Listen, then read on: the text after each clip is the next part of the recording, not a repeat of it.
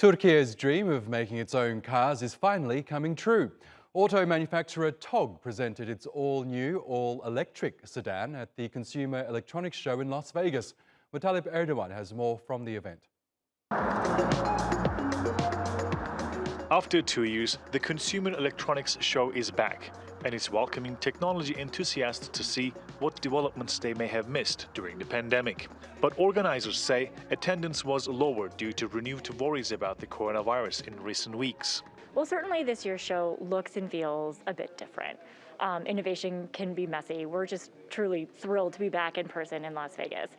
For those that are unable to join in person, many are joining digitally. So before the show launched, which it launched earlier this morning, we've had tens of thousands of people register. So this is the first day.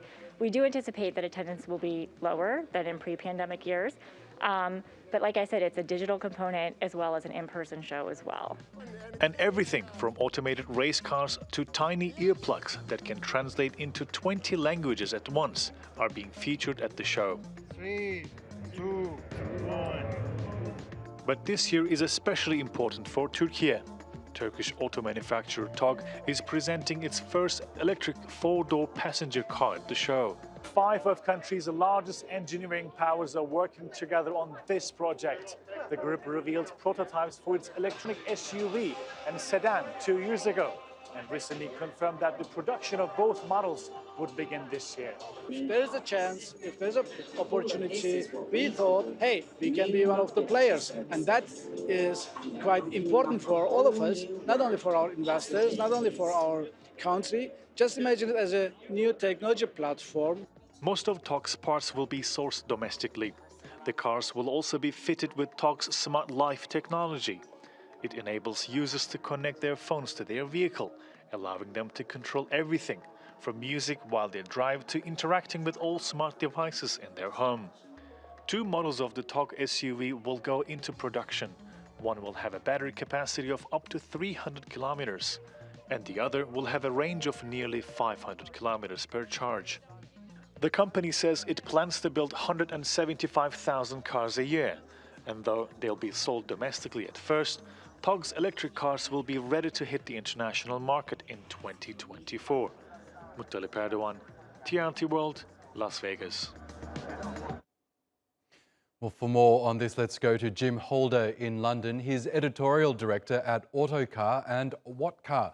Good to have you back on the program, Jim. So Turkey's TOG is just one of several automakers that are unveiling new EV models in Las Vegas at the CES event. The space for EVs is becoming more crowded, but do you think the demand for these vehicles is going to pick up significantly anytime soon? Yeah, absolutely. I think we've seen in the past 12 months, really, the sort of catalyst of the pandemic, the catalyst of legislation really starting to force this journey from different areas around the globe. EV sales are booming. They are growing, but there is still huge headroom for them to grow more. You know, even in the most advanced countries, they're not quite there yet.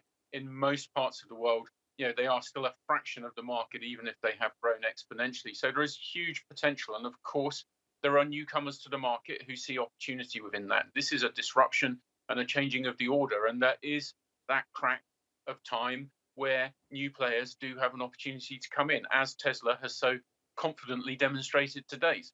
That's right, and you and I have spoken about Tesla's dominance in this space several times on this program. But we've got legacy car makers as well who are unveiling models in Las Vegas. GM, Chevrolet, Mercedes are all set to reveal what their offerings are in terms of new EVs.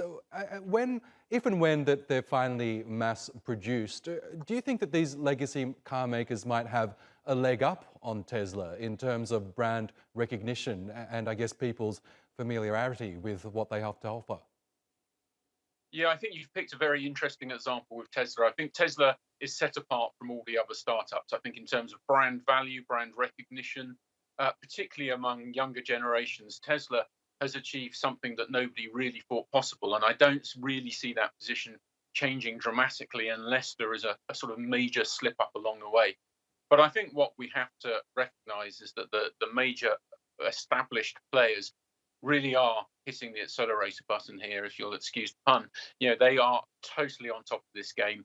Some have been accused of being slow to the market. They would counter that they are arriving at exactly the right time when consumer interest is starting to be peaked. I think what we're going to see is Tesla will find it tougher, but they won't necessarily lose that leadership position, at least in brand terms. But you're also going to see some of the major established players who have so much know-how around building cars. They have so much experience, so many billions of dollars ready to invest in this industry. They will be coming in hard and fast, and it will make it really hard for some of the smaller players trying to disrupt the market to get any kind of foothold. We know the UK is essentially looking to phase out the sale of new diesel and petrol-powered vehicles. So I guess the inference being that everyone at some point will be driving an EV. But what is the infrastructure like in the UK right now to support EVs? Yeah, there's a very heavy focus on the infrastructure. I think it's taken a lot of criticism in recent months, some of it unfair, but some of it very fair. I think what we see is that it has to ramp up. A lot of the charges that were put in early on were effectively quite slow charges. It's not just the volume of charge points that need to be put in, but it's also putting the really fast charges that can put 100 miles of range in a car in 10, 20 minutes. That needs to ramp up too. And that's a hugely expensive and time-consuming process. So I think what's happened is that the consumers have moved faster. They've been stirred into moving that bit quicker. And the charge point suppliers haven't been able to keep up with that momentum just yet. But, there are huge investment plans coming. And I think it's important to remember that a lot, particularly of the early adopters around EVs, they're charging at home. They don't need the public infrastructure, perhaps as crucially as some of the headlines make out. So there's a balanced story, but there is definitely a lot of work to be done by those charge point providers to keep up the momentum to allow us to all operate and own electric vehicles. Okay, Jim Holder, always good to get your analysis. Thank you again for joining us on Money Talks.